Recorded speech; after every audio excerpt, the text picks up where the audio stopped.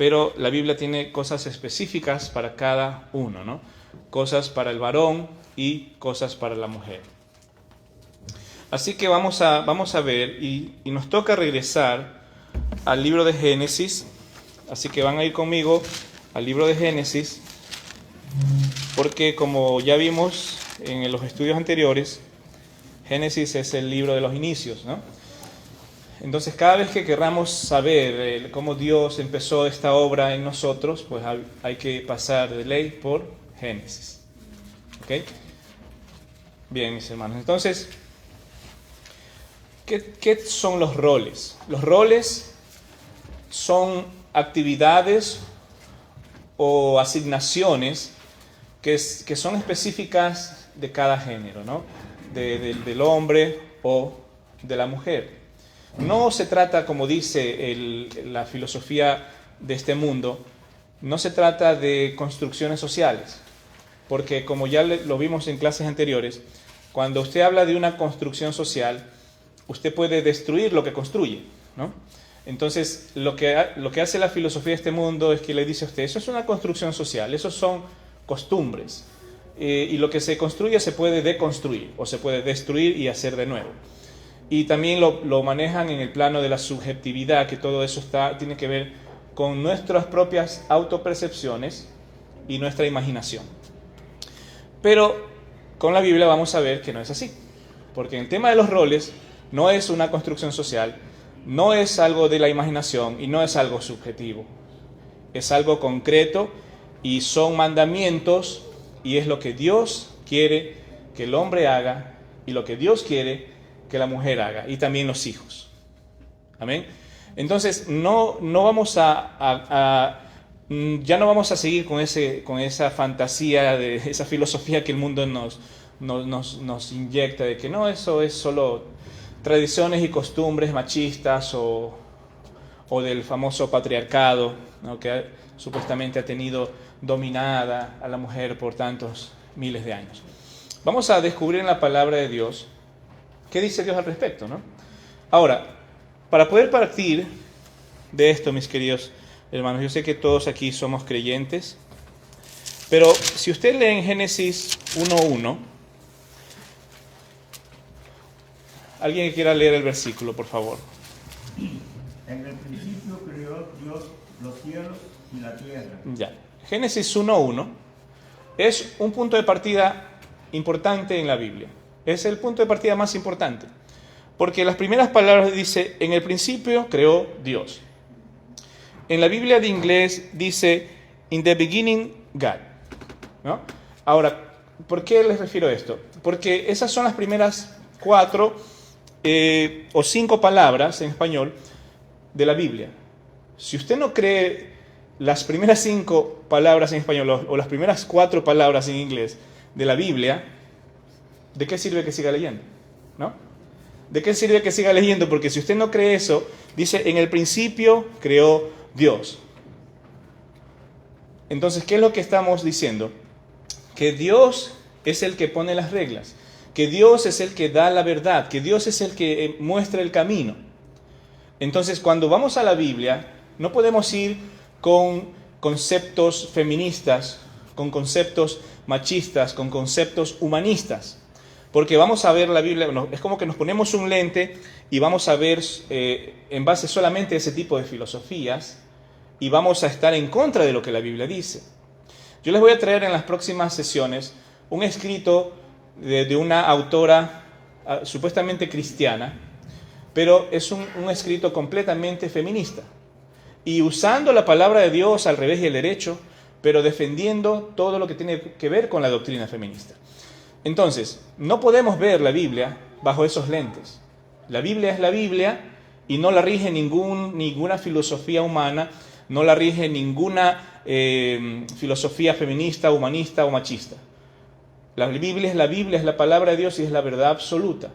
Entonces tenemos que entender que en el principio creó Dios. Cuando no había nada, Dios dijo que existan las cosas. Y con su palabra Él mandó que las cosas existieran y por eso estamos hoy aquí. Entonces, si Él nos va a decir qué es el matrimonio, Él es la fuente más segura de saber qué es el matrimonio, ¿no? Él es la fuente más segura de saber qué se espera de nosotros como hombres, qué se espera de nosotros como mujer. Entonces, ¿por qué llamo mi atención a esto, mis queridos hermanos? Para que podamos descansar y ver estas enseñanzas desde la perspectiva bíblica. La palabra de Dios nos exhorta, la palabra de Dios nos reprende, nos redarguye, nos instruye. Entonces, en algún momento de estos estudios, usted se va a sentir que le estoy atacando, que me estoy yendo en contra suyo. ¿Por qué? Porque sus ideas preconcebidas, las cosas que ha aprendido en la vida, que le enseñaron sus padres, sus abuelos, las vecinas, las novelas, Netflix, todas esas cosas van a empezar a batallar en su mente y en su corazón. Y usted va a pensar que yo tengo algo contra usted, ¿sí? Pero no es así. La Biblia me reprende a mí y a mi esposa, me enseña a mí y a mi esposa, y yo tengo que compartir con ustedes lo que la Biblia dice. ¿Amén? Entonces, no es que yo voy a ponerme una camiseta y voy a defender un equipo desde aquí adelante. No, yo estoy simplemente transmitiendo lo que la Biblia dice.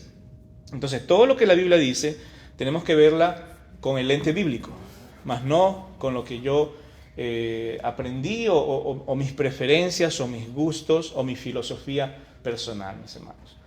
Porque así vamos a tener la capacidad de poder escuchar sin juzgar, de escuchar sin ideas preconcebidas que van a hacer que usted rechace el mensaje en su corazón. ¿Me entiende? Usted tiene que estar abierto a escuchar la verdad de la palabra de Dios. Bien, entonces con esa introducción vamos a ir a Génesis 1:26.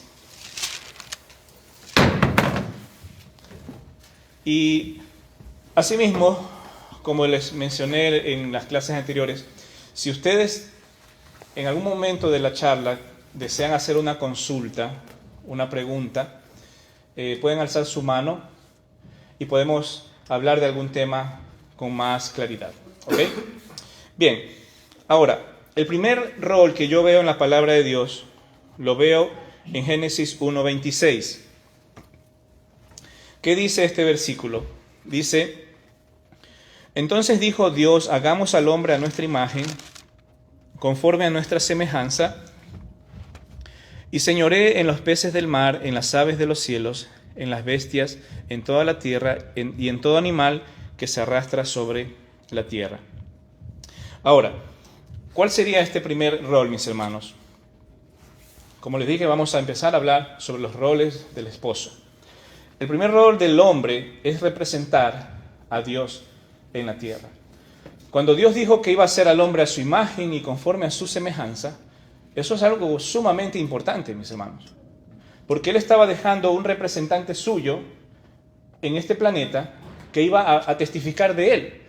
Y nosotros tenemos características propias de Dios: la inteligencia, la sabiduría, la misericordia, el amor, la capacidad intelectual, la capacidad creativa. Son cosas que vienen de Dios. El pecado no viene de Dios, eso es algo nuestro, ¿no? Eso sí es original nuestro y de Satanás. Pero todo lo bueno viene de Dios. Somos un reflejo de su bondad, de su misericordia, de su gracia, de su amor. Aunque obviamente nuestra naturaleza caída necesita de Dios para poder mostrarlo correctamente a este mundo. Abra conmigo en 1 Corintios 11:7. 1 Corintios 11:7.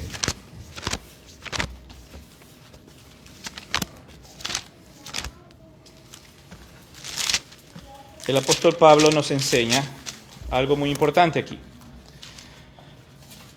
Dice así: porque el varón no debe cubrirse la cabeza, pues él es imagen y gloria de Dios, pero la mujer es gloria del varón.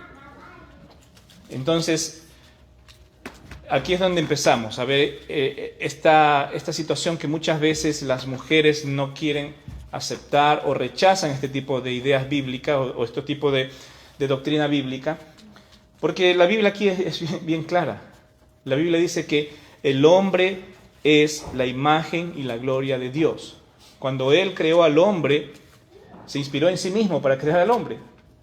Entonces, por eso tenemos un sello, una imagen, algo que refleja la imagen de Dios. Y eso, mis queridos hermanos y hermanas, es algo sumamente importante y un tremendo privilegio, poder ser la imagen de Dios en esta tierra. Entonces, Dios nos dio a los varones ese gran privilegio. Pero a la mujer la creó, dice, y es gloria del varón. Es decir, que la mujer glorifica al varón con su forma de ser, con su figura. Era como un complemento del varón. ¿A qué conclusión vamos a llegar? Que Dios no es femenino. Dios es masculino. Mis hermanos, hay una teoría y doctrinas en la iglesia, ya existen doctrinas feministas. Doctrinas feministas, teología feminista. Yo leí hace muchos años, creo que más de 10 años atrás, que había teólogos, entre comillas, escribiendo libros que hablaban de que Dios no es ni hombre ni mujer, que Dios es asexual. O sea, que Él no se identifica con ninguno de los dos sexos, que Él puede ser, tiene partes femeninas, o sea, tiene características y personalidades femeninas y características masculinas. Perdón, pero eso es una completa herejía, mis hermanos. No podemos pensar así de Dios. ¿Por qué? Porque yo le voy a dar solamente unos cuantos versículos para que usted vea. Lo que acabamos de leer, 1 Corintios 11:7, hace una muy clara distinción. Y dice allí, porque el varón no debe cubrirse la cabeza, pues él, mire, él es la imagen y la gloria de Dios. Pero la mujer es gloria del varón.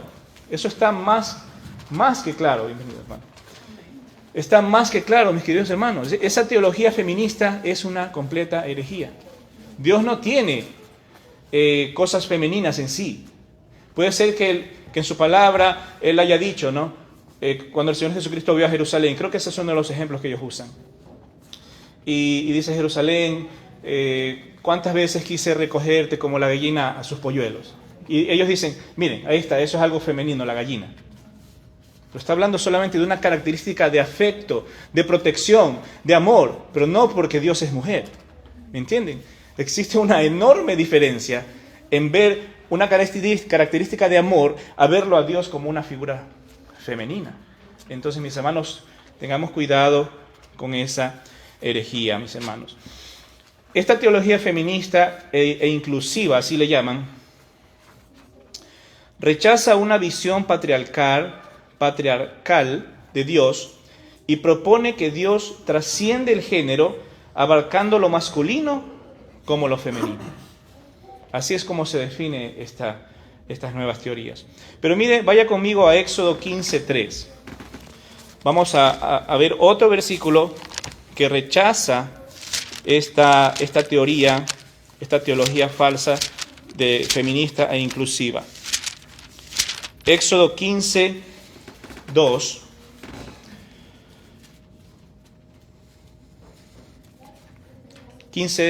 Perdón. Si alguien quiere leerlo, por favor.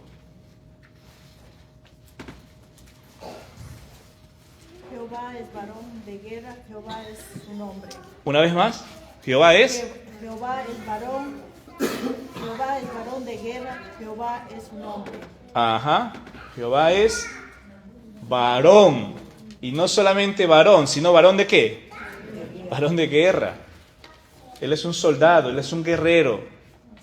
En el tiempo que se escribió esto, las mujeres no iban a la guerra. Las mujeres estaban en casa. Y el hombre peleaba para que los enemigos no lleguen al hogar. Y peleaban lejos del hogar para mantener lejos todo ese peligro, lejos de sus familias. Entonces, había que ser muy, muy varón para estar en una guerra. Y así es como el Señor se define. Él es varón de guerra. Entonces, ¿por dónde sacan esa teología, esa herejía de que Dios es masculino y femenino? Mis hermanos, hay que desechar ese tipo de cosas. Otras características más, vamos a ver ahí mismo en el versículo 2. Dice, Jehová es mi fortaleza y mi cántico, y ha sido mi salvación. Este es mi Dios y lo alabaré, Dios de mi Padre y lo enalteceré. Mis hermanos, Dios es fortaleza y salvación. Y cuando Dios creó al hombre, lo creó con esa fortaleza también. El hombre es la fortaleza y muchas veces la salvación de su esposa. Por eso Dios nos creó a su imagen. Dios nos creó valientes, fuertes, esforzados para proteger a nuestras queridas y amadas esposas e hijos. Entonces, cualquier peligro que exista en la calle, ¿quién tiene que sacar la cara por su mujer? El hombre, ¿no? El hombre. Mi esposa agradece a Dios cada vez que yo puedo llevar con ella a los niños a la escuela. Cada vez que la puedo llevar o salir con ella a hacer cualquier cosa. Ella prefiere no salir nunca de la casa en vez de salir sola. Ella prefiere salir conmigo y esperarme, así sea 1 o 2 semanas, para llevarla a hacer alguna compra, alguna cuestión que tenga que hacer. Porque ella no se siente segura en la calle. Yo sé que hay mujeres que son más seguras o tienen más experiencia andando en trenes, en buses y todo eso. Pero no todas las mujeres tienen esa fortaleza emocional para manejar esos peligros, ese tipo de cosas. Pero básicamente, la mujer cuando está con su esposo, ¿cómo se siente? Se siente más segura, más protegida. Entonces, eso es el reflejo de lo que Dios es. Dice aquí Génesis 15:2, dice que Él es mi fortaleza y ha sido mi salvación. Usted tiene que ser fortaleza para su esposa y usted la va a salvar a ella muchas veces de los peligros que hay en la calle. La salvación no solamente estamos hablando de salvarla de sus pecados, ¿no? Eso le corresponde al Señor. Pero sí salvarla de problemas, salvarla de violaciones, salvarla de estafas, como le ocurrió a Eva, ¿se acuerdan? Adán no estuvo allí con ella para hacer su salvación, para librarla de lo que Satanás la indujo y la engañó a que haga. Bien, mis hermanos, sigamos.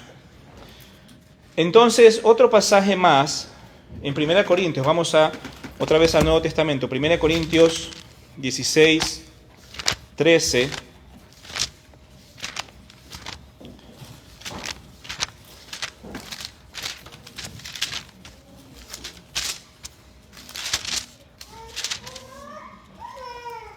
Mira lo que dice aquí. Dice el apóstol Pablo una vez más.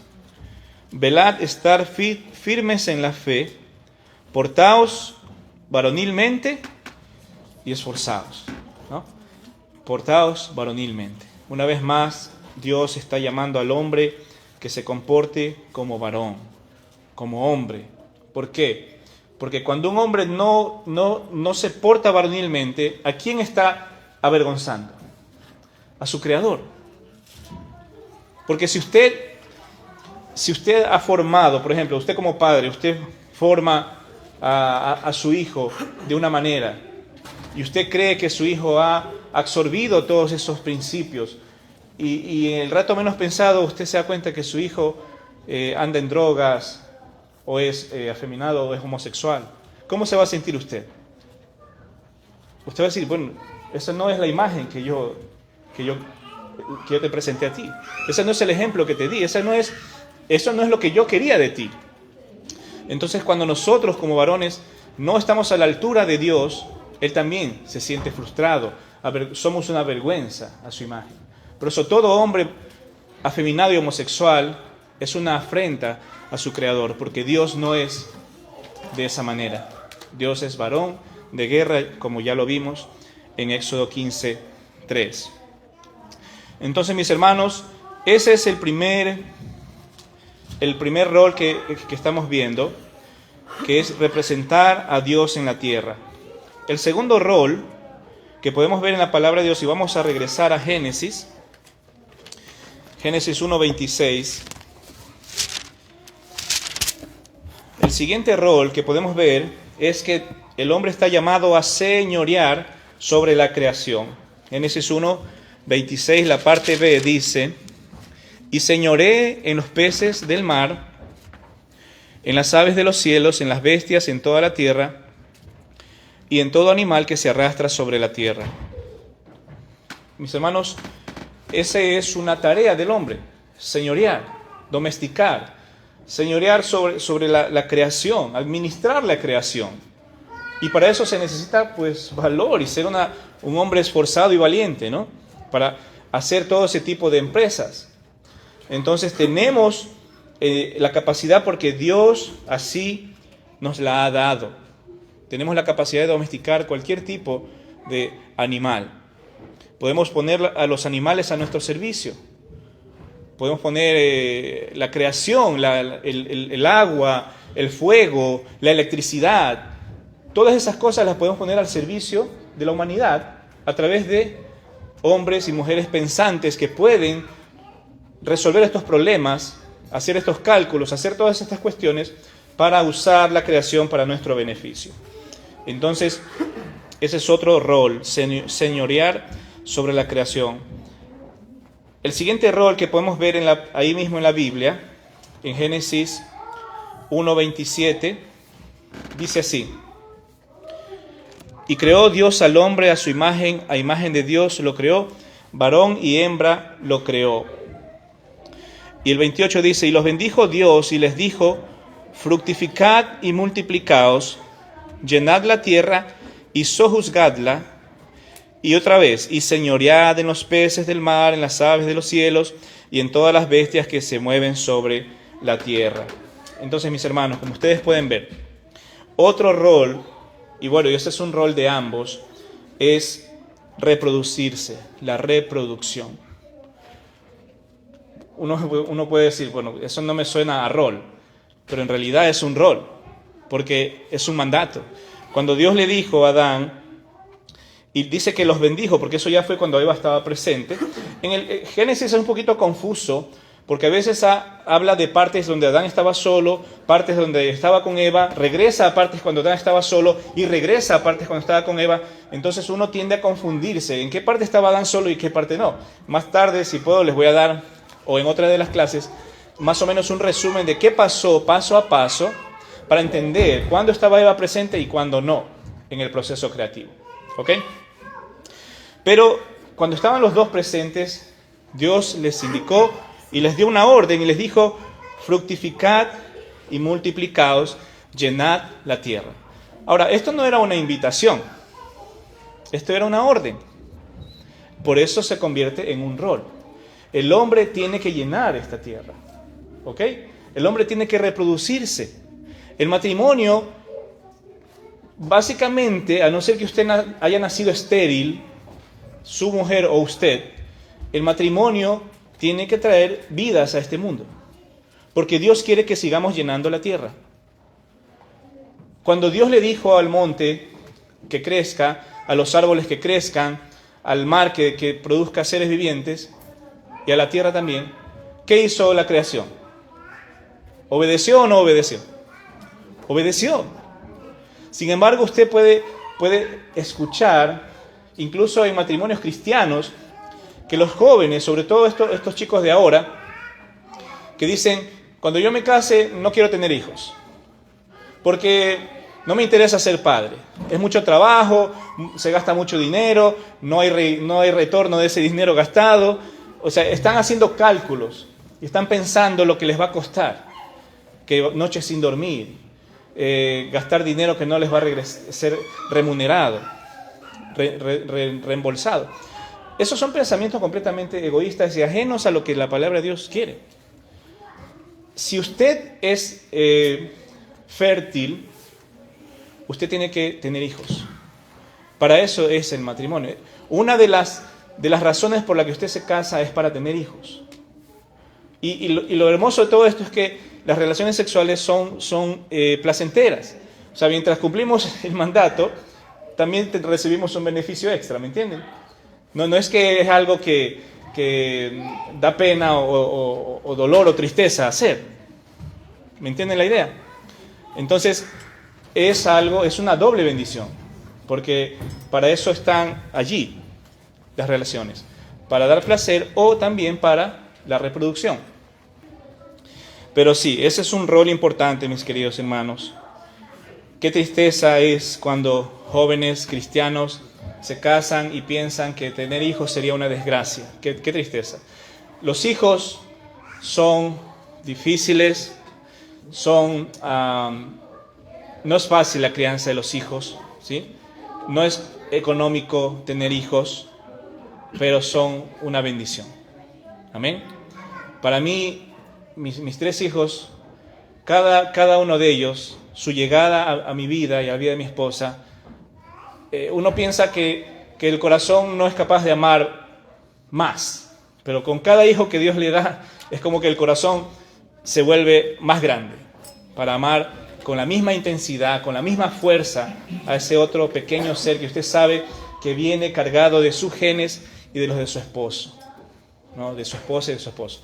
Y usted ve que a veces se parece a la mamá, a veces al papá, y tantas cosas maravillosas que Dios nos permite vivir con nuestros hijos. Qué gran bendición que son esos chiquillos, incluso ya cuando son grandes y ya son parte importante en el desarrollo de la familia, ayudan en el sostenimiento de la casa. Bueno, un sinnúmero de bendiciones que los niños traen y los hijos traen desde que son muy pequeños hasta que son grandes. Y obviamente cuando seamos viejitos, ¿quién nos va a cuidar? ¿Quién nos va a cuidar? Nuestros hijos. Porque a veces los chicos crecen con la idea de que cuando pueda, me desaparezco. A la primera que pueda, ¿no? Pero bueno, son diferentes situaciones que debemos entender, mis queridos hermanos. Sí, vamos a seguir. Ahora, el siguiente rol también fue dado a la mujer, que es sojuzgar y gobernar la creación. En Génesis 1:28, la parte B, dice: y señoread en los peces del mar, en las aves de los cielos y en todas las bestias que se mueven sobre la tierra. Mis hermanos, en esta parte ya estaba Eva presente, ¿ok? En este mandato del Señor.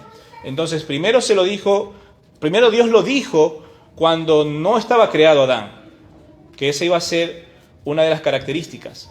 Pero ahora que ya está Adán y Eva presente, ahora se los dice a ellos dos, ¿sí? Cuando les dice, llenen la tierra, reproduzcanse, y ahora que están los dos presentes, les vuelve a decir, ya en persona, y señoreen sobre los animales.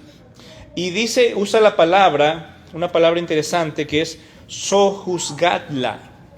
¿Sabían ustedes que esa palabra es someter a la fuerza? Eso no es solo administrar. Eso es como que usted agarra a una persona del cuello y le dice, esto es lo que vas a hacer. O lo haces o te atienes a las consecuencias. ¿Sí? Sojuzgar es someter a la fuerza. Esa palabra no es pasiva, es una palabra un poquito agresiva. Entonces, había que domesticar, por las buenas o por las malas, el entorno. Probablemente Dios, ya sabiendo lo que iba a pasar, porque obviamente Dios es omnisciente, Él sabía que los animales iban a cambiar su conducta y se iban a volver carnívoros una vez que el pecado entró. Los animales no eran carnívoros. Eso fue el resultado de la maldición que cayó sobre la tierra por la culpa del pecado. Y los animales se volvieron peligrosos. Entonces aquí Dios le está diciendo que ellos tenían que sojuzgar a la fuerza a la creación. Y ese mandato fue dado a los dos. Ahora, la siguiente, mis hermanos, es otro rol del hombre, es trabajar para obtener los alimentos para su familia. Vamos a ver en lo que es Génesis capítulo 2, versículos 4 al 8. Vamos a ver qué dice la Biblia. Dice, estos son los orígenes de los cielos y de la tierra cuando fueron creados, el día que Jehová Dios hizo la tierra y los cielos, y toda planta del campo antes que fuese en la tierra, y toda hierba del campo antes que naciese, porque Jehová Dios aún no había hecho llover sobre la tierra, y mire, presta atención, ni había hombre para que labrase la tierra. ¿Se da cuenta? Entonces, Dios había creado algo, pero en su mente, Él sabía que ahí tenía que estar un hombre, labrando la tierra, recogiendo los frutos. Dice, sino que subía de la tierra un vapor, el cual regaba toda la faz de la tierra. Entonces, mis hermanos, ahí podemos ver que el rol del hombre es labrar la tierra. ¿Qué significa esto? Es poder preparar todo lo que se necesita para proveer para su familia. El versículo 8 dice, y Jehová Dios plantó un huerto en Edén al oriente y puso allí al hombre que había formado. Es decir, el primer empresario del planeta Tierra fue Dios. ¿Por qué? Porque dice que Jehová plantó. Imagínense qué maravilla tiene que haber sido eso, ¿no? Una especie de jardín inmenso con todo tipo de frutas, vegetales, granos, cereales. ¿Y qué hizo Dios después de eso? ¿Ok? Este es mi mundo, pero necesito a alguien que me lo administre. Yo soy el dueño y dice que lo puso. Dios contrató y le dio su primer trabajo a Adán y dice que lo puso allí al hombre que había formado. Entonces, mis hermanos, en este momento está regresando a hablar cuando Adán estaba solo, ¿no? Por eso en ciertas partes habla cuando estaba con Eva, en ciertas partes habla cuando está solo, y en este momento está hablando del hombre nada más. Esa es una responsabilidad del hombre. El trabajo pesado es trabajo del hombre. Ahora vamos a saltar al versículo 16 y miren lo que ocurre aquí.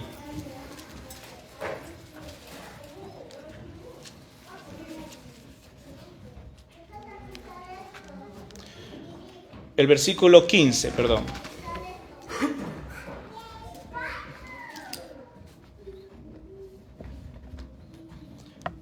Dice, tomó pues Jehová Dios al hombre y lo puso en el huerto del Edén para que, ¿qué dice allí?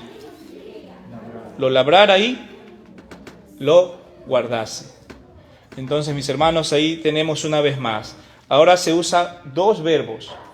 Esto es algo que ya habíamos visto anteriormente, pero ahora que estamos hablando de los roles, tenemos que volver otra vez sobre estos textos, porque usa dos verbos. Dice, para que lo labrara y lo guardase. Labrar significa trabajar en la tierra, para proveer, para recolectar los alimentos. Y miren lo que dice 2 Timoteo 2:6, dice, el labrador para participar de los frutos debe trabajar primero.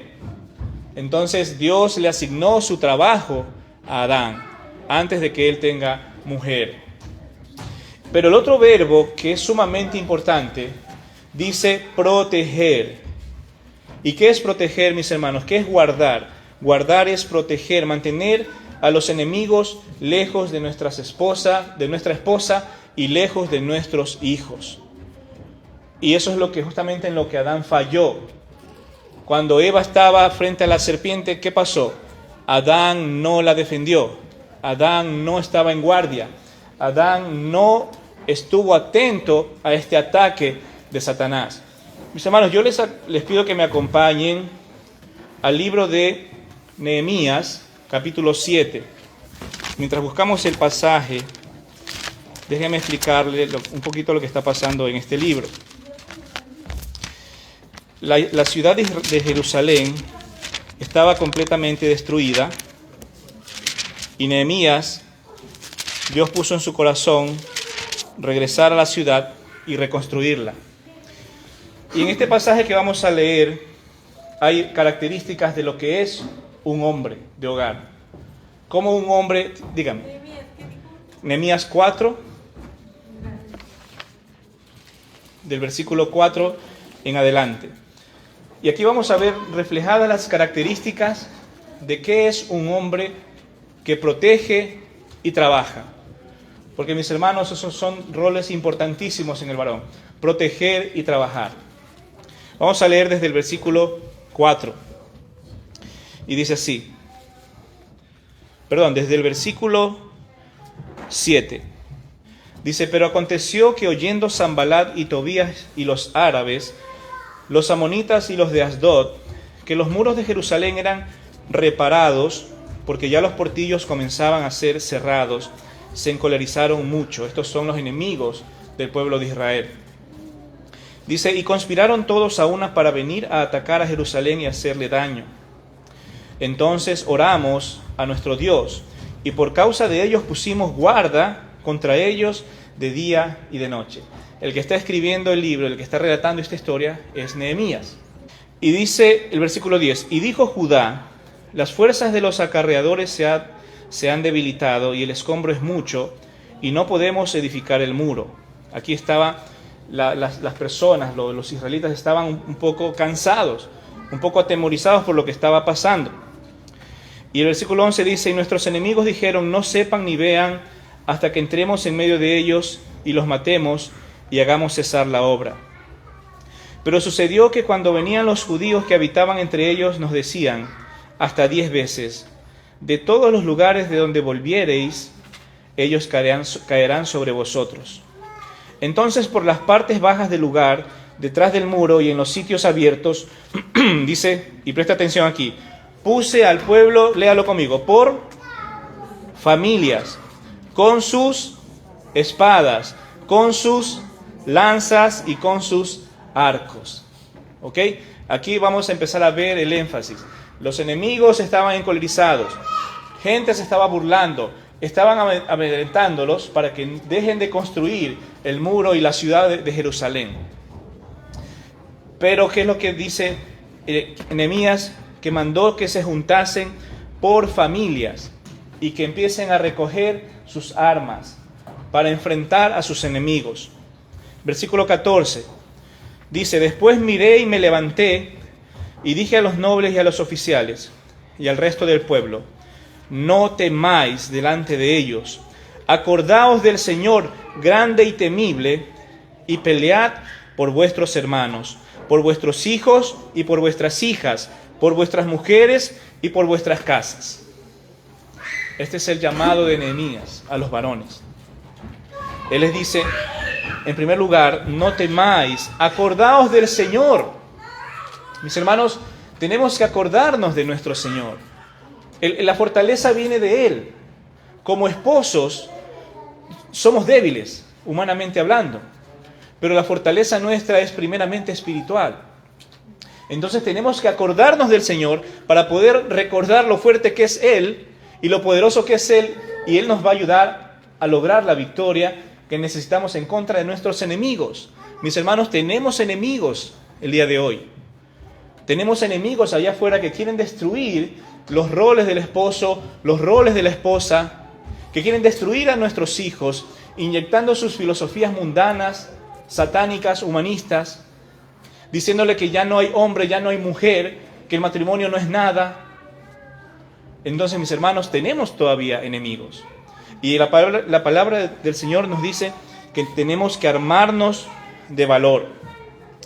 Mira el versículo 15, dice, y cuando oyeron nuestros enemigos que lo habíamos entendido y que Dios había desbaratado el consejo de ellos, nos volvimos todos al muro, cada uno a su tarea.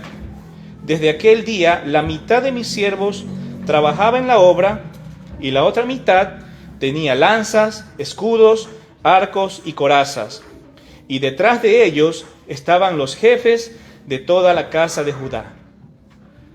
Este era un grupo de varones, jefes de familia, que se empezaron a organizar, fortalecidos en el Señor y en sus promesas y en sus grandezas, en sus proezas, empezaron a organizarse para atacar, para defenderse de sus enemigos. Dice el versículo 17, los que edificaban en el muro, los que acarreaban y los que cargaban, léalo conmigo, con una mano trabajaban en la obra y en la otra tenían la espada. Qué tremendo, ¿no? Qué tremendo, qué valor de estos hombres, de estos padres de familia, que con una mano estaban recogiendo el escombro, pero con la otra mano estaban atentos porque cualquier momento les caían los enemigos y los querían matar. Entonces ellos no tenían que sospechar de todo el mundo, tenían que estar atentos a cualquier movimiento raro en el ambiente. Entonces estaban así, atentos, con una mano poniendo el ladrillo y con la otra mano con la espada, para defenderse o para atacar. ¿Me entienden, mis hermanos? Esa era la actitud que tenían ellos. Versículo 18 dice, porque los que edificaban, cada uno tenía su espada ceñida a sus lomos, y así edificaban, y el que tocaba la trompeta estaba junto a mí. Está hablando Nehemías. Y dije a los nobles y a los oficiales y al resto del pueblo, la obra es grande y extensa, y nosotros estamos apartados en el muro, lejos unos de otros.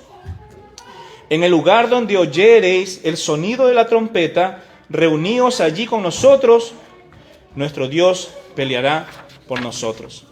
Entonces Nehemías era un hombre muy astuto, era una persona que entendía todos estos movimientos, cómo organizar un ejército. Y lo que él tenía era un ejército de padres de familia. Él no tenía soldados, pero él se las arregló con lo que había, y él cargaba su trompetero, porque era muy importante tener a una persona que toque la trompeta. ¿Para qué? Para que avise. Entonces él dice, el muro es demasiado grande y no somos capaces de tener mucha gente la una al lado de la otra. Entonces, ¿qué es lo que vamos a hacer? Cuando se escuchen el sonido de la trompeta, vengan todos, porque ahí es donde está el peligro. Y vamos a atacar a nuestros enemigos. Versículo 21. Dice, nosotros pues trabajábamos en la obra, y la mitad de ellos tenían lanzas desde la subida del alba hasta que salían las estrellas. Y ahora preste atención a este versículo. También dije entonces al pueblo, cada uno con su criado permanezca dentro de Jerusalén, y de noche sirvan de centinela, y de día en la obra. Tremendo desafío para esos padres de familia. De noche sirvan de centinela. ¿Saben lo que es eso, mis queridos hermanos? No podían dormir. No podían dormir. Porque los enemigos estaban al acecho. Y de día tenían que trabajar en la obra. De noche cuidar, en el día trabajar. Era algo agobiante, algo difícil. Pero el Señor los fortalecía. El Señor los prosperaba. Y la obra avanzaba tremendamente. Versículo 23 dice, y ni yo, ni mis hermanos, ni mis jóvenes, ni la gente de guardia que me seguía, nos quitábamos nuestro vestido. Cada uno se desnudaba solamente para bañarse. Tremendo, ¿no? Estas personas, estos hombres, estos padres de familia, estaban listos para la defensa, listos para el ataque 24/7. Ni siquiera se despojaban de su ropa para irse a dormir. Se dormían con la misma ropa que el día siguiente iban a trabajar. ¿Por qué? Al sonido de la trompeta sabían que tenían que estar listos para atacar o defender. Atacar o defender. Mis hermanos, el mundo en el que vivimos necesita hombres así. Hombres que guarden y que labren. Que trabajen, sí, para proveer a su familia, pero que guarden, que protejan, que defiendan a su familia el resto del tiempo. Obviamente usted dice, cuando yo estoy en el trabajo ya no puedo hacer más por mi familia. Sí, porque esa es la parte que le toca a la esposa. La esposa está allí, por eso es nuestra ayuda idónea, porque ella está allí para suplir nuestra ausencia, disciplinar en nuestra ausencia, alimentar en nuestra ausencia, proteger en nuestra ausencia. Pero cuando usted regresa a casa, no crea que llegó a descansar. No, llegó a trabajar, a seguir en guardia, llegó a seguir protegiendo en contra de los enemigos. Mis hermanos, los enemigos están en el celular, los enemigos están en la televisión, los enemigos están en la escuela, en los libros de nuestros hijos. Allí están los enemigos nuestros y de nuestra familia. Las teorías malvadas, esta filosofía homosexual que le quieren inyectar a como dé lugar, a través de los dibujos animados, de las películas, de los videojuegos, de todo está completamente contaminado de esta filosofía para adoctrinar a nuestros hijos que el hombre ya no es hombre y que la mujer ya no es mujer, que tú puedes ser lo que tú quieras ser. Sigue tu corazón, le dice. Haz lo que te dicta el corazón. ¿Y qué dice la Biblia? Engañoso es el corazón y perverso. No podemos seguir a ese perverso. Su corazón y el mío es una alcantarilla llena de suciedad. Solo Dios puede limpiar eso. Por eso dice la Biblia que desde dentro del corazón salen los hurtos, las envidias, la maledicencia, la brujería, el asesinato. Todo eso sale del corazón. Y este mundo le dice a nuestros hijos, sigue tu corazón. Claro, si todo el mundo estuviera siguiendo su corazón, ya estaríamos muertos todos aquí, pues, ¿no? Estaríamos aquí, esto estaría vacío. Porque así es el corazón, es perverso, es malvado. Pero Dios dice, hijo mío, dame tu corazón. Dame tu corazón. Es una lucha por el corazón. Porque o Dios tiene el corazón nuestro y de nuestros hijos, o el mundo lo tiene en sus manos. ¿Me entienden, mis hermanos? Entonces tenemos que estar en guardia. No podemos dormirnos, no podemos bajar la guardia. Yo sé, la vida es agobiante, es cansada, y le hablo a los varones. No podemos dejar todo el peso de la crianza y de la protección y del cuidado de nuestros hijos a nuestras mujeres. Ellas están haciendo un gran trabajo, pero nosotros no podemos levantar las manos y decir que ella se encargue. No, porque es nuestra responsabilidad.